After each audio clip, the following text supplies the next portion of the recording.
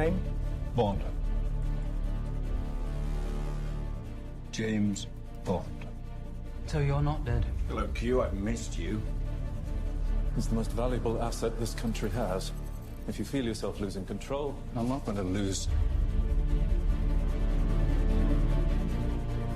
control. James, you gave up everything for her. When her secret finds its way out, it'll be the death of you. What is it? You don't know what this is? James Bond. License to kill. History of violence. I could be speaking to my own reflection. Only your skills die with your body. Mine will survive long after I'm gone. History isn't kind to men who play God. What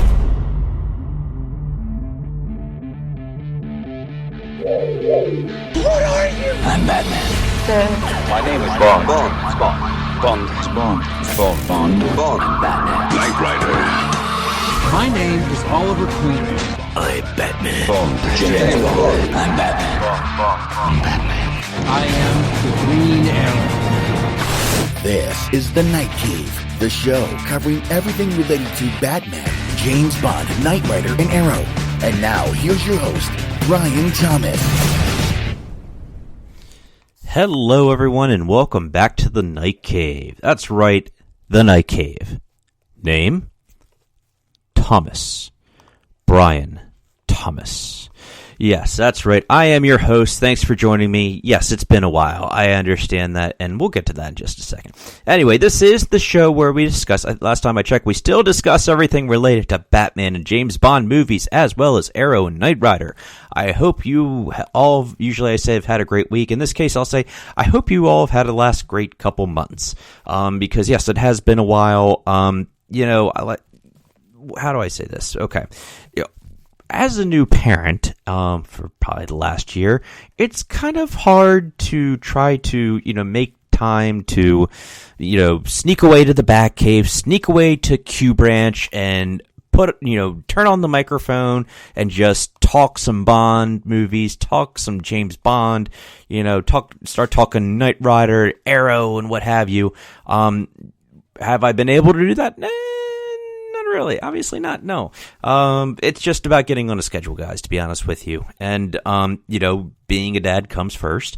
Being a how would I say this? Being a good spouse. When mama wants something and needs you to do something, you got to do it, and you got to put a little extra time in. But always the question is, what would Batman do? Okay, and Batman would say, all right, fine, I'll go do it, but, where were the drugs going? No, where were the diapers?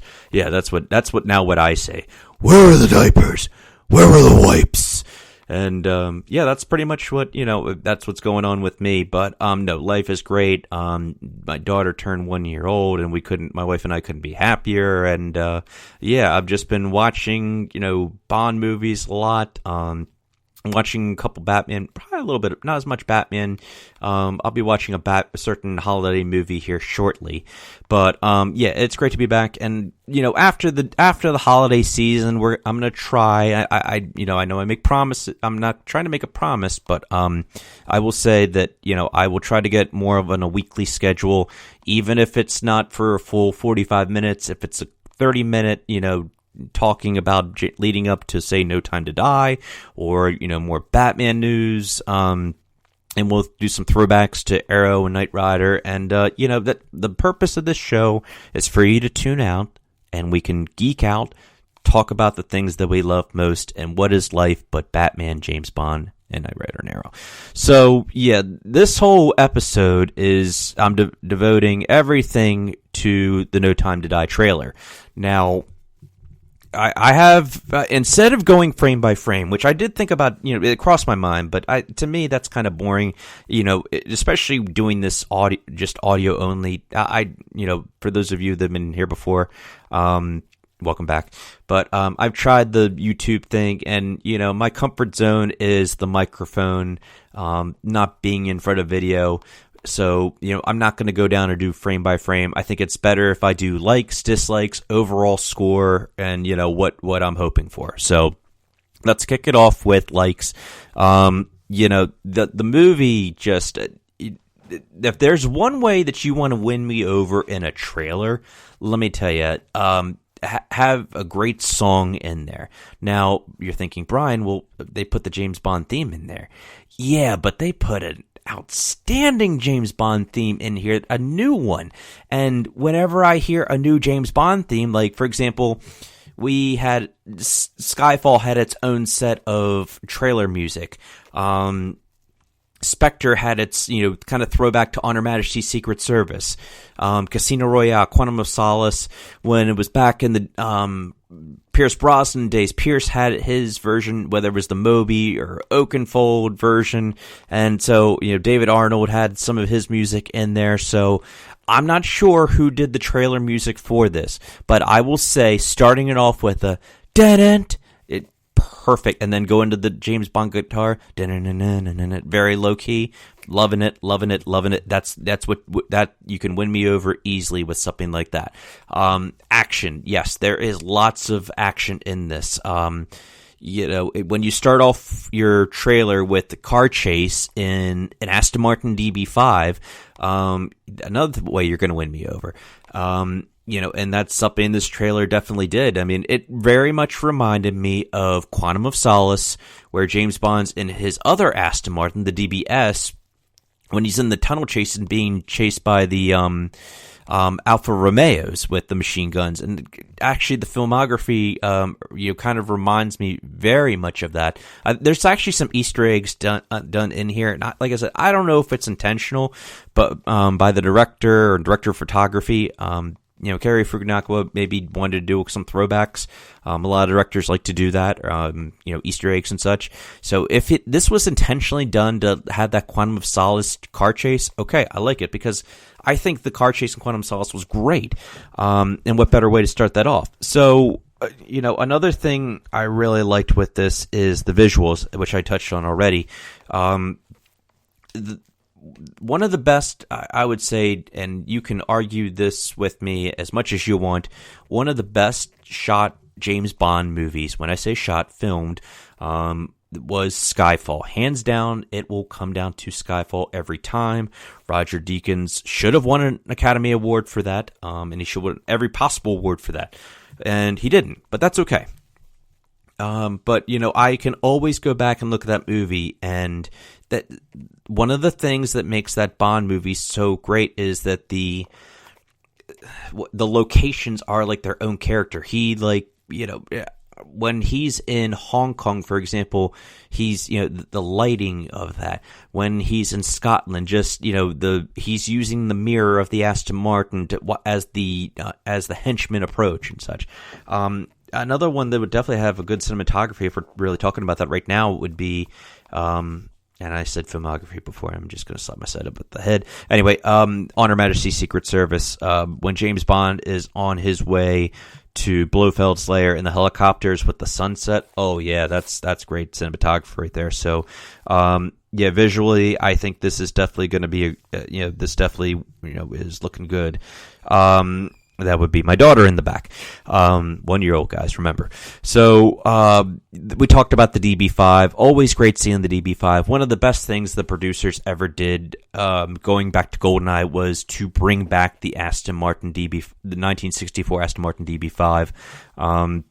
It's, you can't overuse it, I don't think. And, Daniel Craig era James Bond, he won the Aston Martin in Bahamas, and then, it turns up again in Skyfall, and then, it gets resurrected and put together back again at the end of Spectre, and now here it is again. Always love seeing it. It looks like it got a few upgrades, and at the very end we see it with the machine guns not coming out underneath like the grill and such, or underneath the headlights. This is actually coming out of the main headlights. At like I don't know how the headlights went. I think they just kind of pulled right up, and all of a sudden you see these like new age machine guns in there, and like I said, that wins me over already. I kind of wish they would have saved that as a surprise, but why not? Throw it in the trailer, because we want as much as Bond film fans and as movie fans. We want as much as we can possibly get, so we can talk about this till April and such, and really see it on the big screen. All right, let's talk about characters here. So for a long time, I've said, okay, I wish that Daniel Craig would not have come back. I wish that, and I don't mean that as like, I hate Daniel Craig. No, that has nothing to do with it. It's more about, you can call me an ageist, but I would say that he's getting up there in age. I know that actors like, say, Tom Cruise, and you can say Liam Neeson from Taken, they can still pull off the action movies and such. But with James Bond, it feels like it's a little different, because sometimes, in the case of, say, Sean Connery or Roger Moore would be a great example, and I love Sir Roger Moore's portrayal of James Bond, but you could tell at the end, it's like, okay, maybe he overstayed his welcome, but maybe he didn't. I don't know, and maybe Daniel Craig hasn't overstayed his welcome. Maybe this could be his best James Bond movie ever, better than Casino Royale, better than Skyfall. And for those of you that love Quantum of Solace and Spectre, well, yeah, maybe it'll be better than that for you. I don't know, but I will say that he doesn't look like he's giving a lazy approach. In Spectre, at one time, I think I said that he was having fun with it, but at the same time, I think he was kind of being like, all right, well, I don't think he's just back for the paycheck, in other words. I think this is going to be one where he's putting 110% into it. I'm sure he did as many of the action stunts as he can. As he injured his knee on here, or was it his ankle? I don't know. He injured something on his leg. Besides the point, though, it's great. Like I said, this movie has a Skyfall tone too, which is something that I really like. Because Skyfall is one of my favorite James Bond movies. It has that darker tone. It has a little bit of humor in there. It's not just making it jokes just because it can. Just everything from when he's the guy, I guess, where I don't know if he's at MI6 or wherever he is, and the guy's like, name Bond, James Bond. I'm like, yes, that might be one of your best deliveries of James Bond. It may be not as good as Casino Royale, but that was a really good one. It's like what the guys on Instagram on the Bond fashion sites say. Instead of my name, now it's like, you don't know my name. But I thought that was pretty funny, and I think that was probably one of my favorite parts also of the trailer. He's like, I'm not going to lose control. It's like, oh, okay, so he's really doing some acting. He's going back to the acting, kind of like he did more in Casino and for Skyfall and such. So, loving that character. We have kind of a quick cameo from Jeffrey Wright. He returns as Felix Leiter. He's like, I need a favor, brother. And I only can trust you. I can't do it verbatim, but like I said, great seeing Jeffrey Wright back. I mean, they mentioned him in Spectre, but one of the better parts in Casino Royale, and especially Quantum of Solace, was Jeffrey Wright's Felix Leiter. He might be one of the best Felix Leiters we've had ever in the James Bond universes. We can say James Bond universe. Why not? James Bond movies. I hate saying universe. Let's talk about this new 00 agent. I guess, and it's rumored she's going to be the new 007. Leshawna Lynch is the name of the actress.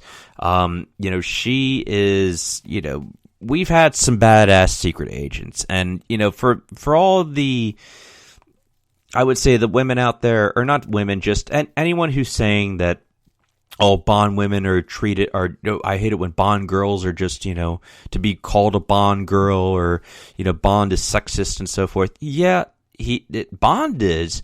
But if you go back to to a lot of these Bond actresses or the characters, we've had some pretty badass women for quite a long time. I always think of Agent XXX from The Spy Who Loved Me. Anya Mosfa was a total badass in her own way. Beautiful Bond girl, as a matter of fact. Dr. Goodhead was a badass. She could kick some ass. And let's see, I would say in GoldenEye, Natalia Semyonova, she was more smart. Oh, okay. I'm thinking of Tomorrow Never Dies with Wei Lin, the Chinese secret agent. She was badass. I would say Halle Berry would go up there as a badass. Maybe not, definitely not one of my least favorite Bond girls, but still we've seen secret agents on here, but this one has more of like the, I don't know, I guess more of the young kind of like, yeah, you've been replaced. The world's changed, Commander Bond. I'm the new 007. Now get out of my way before I run you over and put a bullet in your knee. The one that works. That was a really funny line. Actually. Yeah, so I'm liking this new character that they have in here. Now, whether she turns out to be...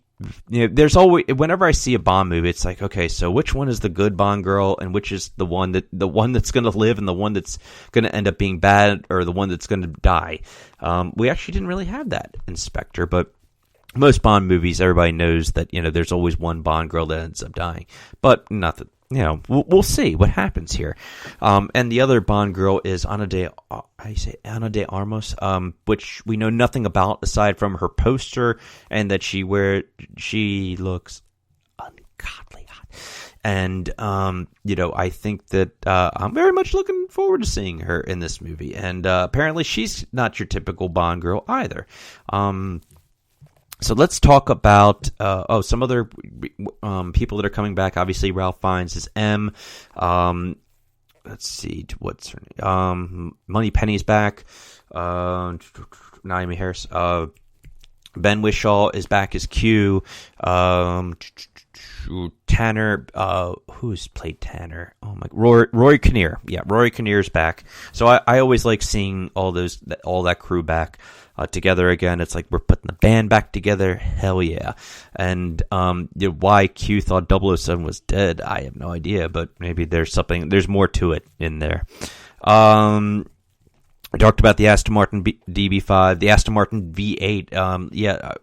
It's kind of interesting that, I want to know where James Bond stashes all his Aston Martins, because up to this time, he's had one stashed randomly in London, which was the DB5 in Skyfall, and now it looks like he took the one, maybe he lost a bet to Timothy Dalton. I have no idea where he got this 1987 Aston Martin, but he has it, and it looks good. It looks really, really good, and it looks very fitting for the movie. And apparently, we're going to have at least 3 to 4 Aston Martins in this movie, because Leshawna Lynch's 007 has her own Aston Martin in this too. So you can never ever have enough Aston Martins.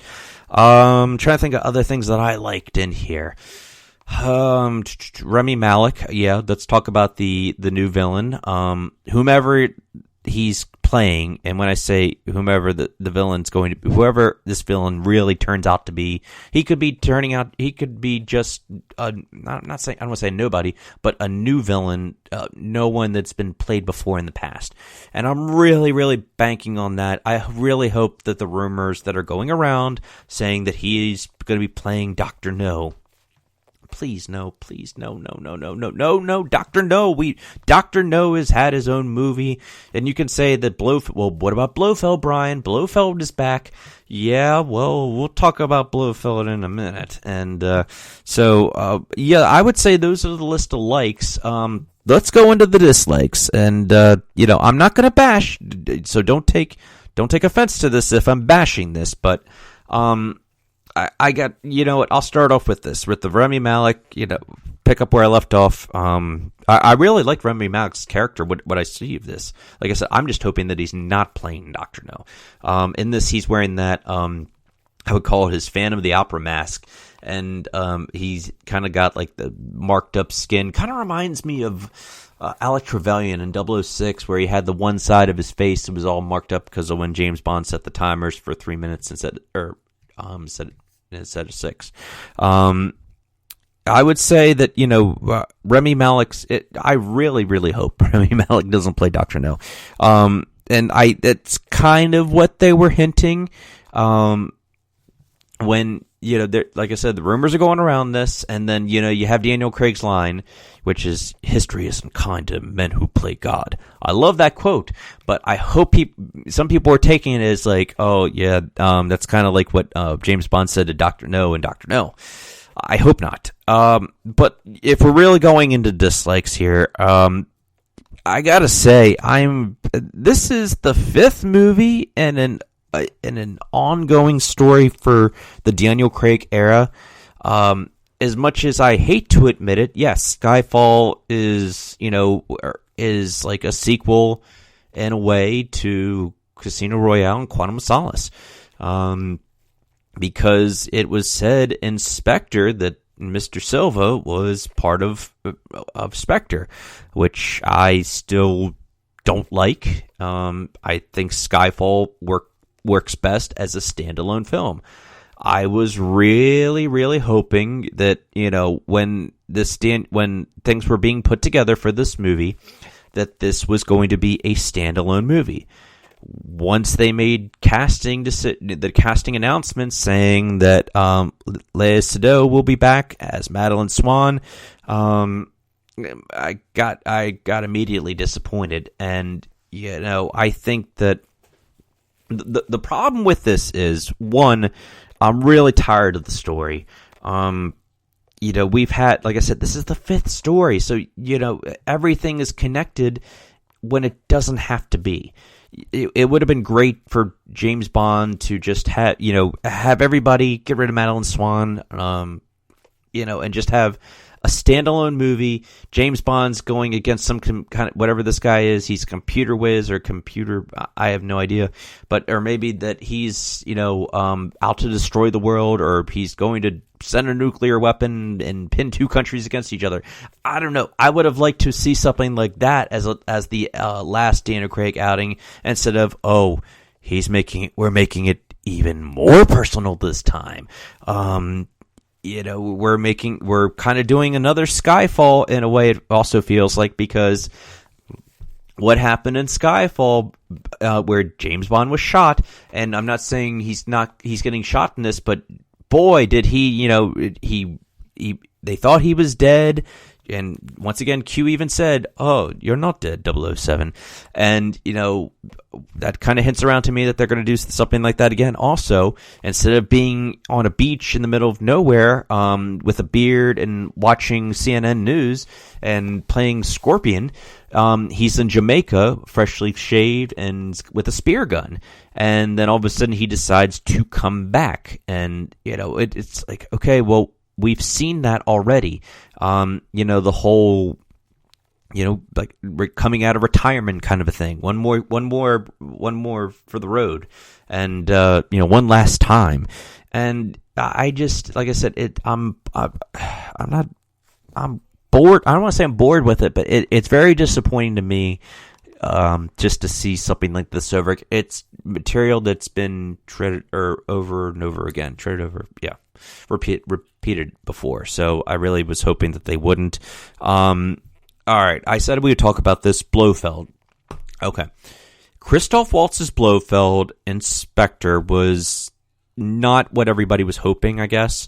I think that if we're saying, we'll have to rate Blofelds another time, but I would say, I think he was underused as Blofeld in Spectre. And for this, you're once again continuing the thing with Blofeld, making it personal. He's saying that, if he's going to say that he's got to all the women in James Bond, and now he's got to Madeline Swan, well, whatever they're up to. I mean, I have speculations that, Madeline Swan could be a couple things, but, and another thing with the Madeline Swan thing, a problem I have here, I would say that's probably one of my biggest problems with this. And I was never crazy about Léa Seydoux in Spectre. I know that people were probably, just saying, Brian, what were you thinking? She was great in Spectre. She's such a lovely actress. Okay, yeah, she's lovely, but she was so boring Inspector. Oh my God, she was really, really boring. She has like, maybe because her and Daniel Craig had no chemistry, it felt forced with their relationship. All of a sudden, within a span of, I don't know how many days they were really together, on their quest to go find Blofeld, but in about, what did I just say, it was a matter of a week or so, and all of a sudden she loves him and he loves her? No, I don't know. It's not, I mean, the chemistry wasn't there. The best chemistry he has had, by far, and I know a lot of people would agree with me on this one, is with Ava Green when she played Vesper Lynd. And what are they trying to make her in this movie but another Vesper Lynd? Saying that she betrayed him. Wow, that sounds familiar. It's taken right out of Casino Royale. Okay, so instead of riding into the... Anyway, that's we now continue back to your regularly scheduled program. So, now see, I lost my train of thought. God damn it. Anywho, instead of riding into the sunset with Madeline Swan, James Bond is now all of a sudden feeling betrayed by her. It's just... I didn't want her back. My wish list for James Bond, and especially because they were bringing back Madeline Swan, is that, okay, he gets married to her, and she takes the bullet in the head, just like on Her Majesty's Secret Service. James Bond goes after Blofeld, or whoever his next, his number 2 guy is, whether it be Rami Malek, and then there you go. And that would be, that would be the movie. So, that's obviously not what this is. She's got some kind of secret. She's holding that Phantom of an Opera mask also, and I gotta say that would probably be the biggest dislike I have for this, which really worries me because, let's face it, guys, not everybody has seen James Bond movies. I call it a sin, and you probably would too. But and not everybody's seen Batman movies. But as an outsider looking in, okay, there's a new Bond movie coming out, and with you're doing a sequel to a sequel to a sequel to a sequel, and it really would help somebody who's seen all of those movies to watch them before. And I highly doubt everybody has seen everything from Casino Royale, Quantum of Solace, Skyfall, and now Spectre before watching this movie, because it feels like it's not going to make sense to everybody with what's going on. You're bringing back the previous villain. You're bringing back the previous love interest, which also goes back into the previous villain who killed James Bond's original lover, who killed his beloved M, who destroyed his world and such. And, it's just... that's a big fear for me with this movie, guys. It really, really is. It does not mean that I'm not excited to go see this, because I will say that before watching this trailer, I was optimistic but worried. Okay. Now, after seeing this, it does relieve me a little bit, because I think it's going to be a fun movie. The story, obviously, it always comes down to story, but, I think it's almost an over-complicated plot. Like I said, there's so much history now with the Craig Bond films, especially, with what they're doing. And I know nothing about Cary Fukunaga, not that I knew about anything about Sam Mendes before he directed, or Martin Campbell. I mean, beside the fact that he directed one of my favorite James Bond movies, GoldenEye. But I'm not so much worried about that. It's just it's the Bond producers and the writers. Whether it be Purvis and Wade or Barbara Broccoli and Michael G. Wilson, I hope that this isn't the reason that Danny Boyle decided to leave, because they wanted, instead of he had an original idea and they just wanted to do a continuation. That's something that worries me. I'm not saying that in Broccoli I trust, because I don't always, because Quantum of Solace is the best Bond movie. It's a fun Bond movie. I want to say fun. It's a very dark Bond movie, but it's something I have no problem watching, and I enjoy a lot of things about it. Spectre, there's things I enjoy, and then looking back, there's some things I really don't enjoy about it. so this movie can be, this is going to be one of those Bond movies that I just hope, I'm always excited about a Bond movie. I especially more recently, I have been, especially when it came to Quantum of Solace. Actually, you know what? I take that back. When Die Another Day, that's when I really started, when I was able to finally start seeing Bond movies in theaters. Die Another Day, super excited about that. Always watching the trailers on loop. They actually had 3 trailers for that, I remember. And what's funny about this movie is we never even had a teaser trailer. We usually get like a 1-minute teaser trailer, just a few quick shots, and then that's it. You get a big logo, and that's your teaser trailer for the next couple of months to watch over and over again. This is a full out trailer, just over 2 minutes, and I'm not complaining about that. I really like that. I just kind of would have liked a teaser trailer, and that's something else that bothers me is the marketing with this.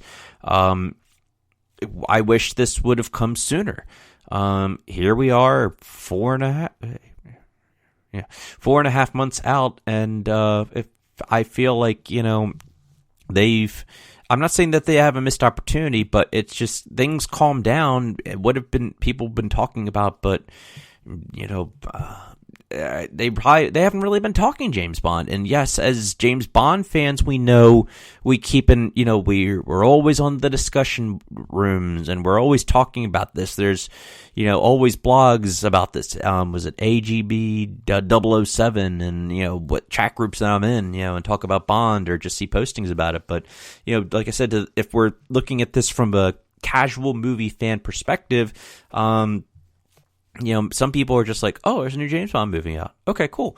Well, this trailer would have really helped to hype it up just even more. But I think this is a great trailer, no doubt.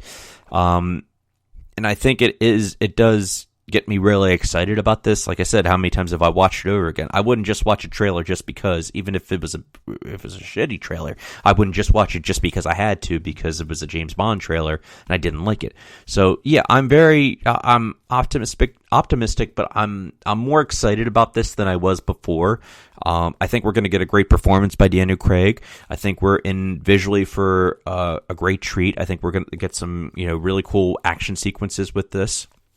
I think I think Rami Malek's he's set up, it looks like, to be the big villain in this, but I'm not so sure about that. I think that there's something else going on here. But who doesn't love a mystery or a couple quick twists and turns in a Bond movie? Excuse me. So yeah, I would rate this trailer, if I had to do a scoring system. You know what? I'll give it a 5 out of 5 martinis. Yeah, definitely. And you can say, well, Brian, you disliked certain things. Yeah, but those dislikes were more based on what comes with this movie, I guess, or just those ideas. It just, they made it more interesting for me with Madeline Swan, but I just don't like seeing her back in the role. So, I'd love to hear what you guys have to say about this. I know a few of you have commented on Instagram or on Twitter and such. Here we are. We finally have Bond 25 coming. Can't believe it's going to be coming in April 2020. But I'm excited. I really am excited. I'm keeping hope alive that this is going to be one of the better Bond movies we've had. So, and that, Daniel Craig can go out with a bang. So anyway, I'm going to wrap it up there for this episode of The Night Cave. Yeah, like I said, I'm back. I'll try to get one more episode out before the end of the year. As you can see, news, for example, Batman news is slowly churning. With Arrow, even though it's coming to an end, we've had Crisis on Infinite Earths. The nerd fans will understand what I'm talking about there. And for Knight Rider, well, it's always good to throw back to the classic 80s action TV shows and such. So, in the meantime, thank you so much for listening. Be sure to subscribe to the show on iTunes and Spreaker and share the show with your friends. Let them know that there's a show out there that talks about Batman and Bond movies, as well as Arrow and Knight Rider. Follow me on all the various social media networks, Twitter, Facebook, and Instagram at The Night Cave. And like James Bond, I will return. Can I exactly say when I will return, I'm going to try for the next week or two. And, stay tuned. I'll try to, get a little bit more active on social media, whether it comes to Twitter, Instagram. You'll know when I post something. So until next time, I'm Brian Thomas. Thanks for listening and have a great week, everybody. Bye-bye.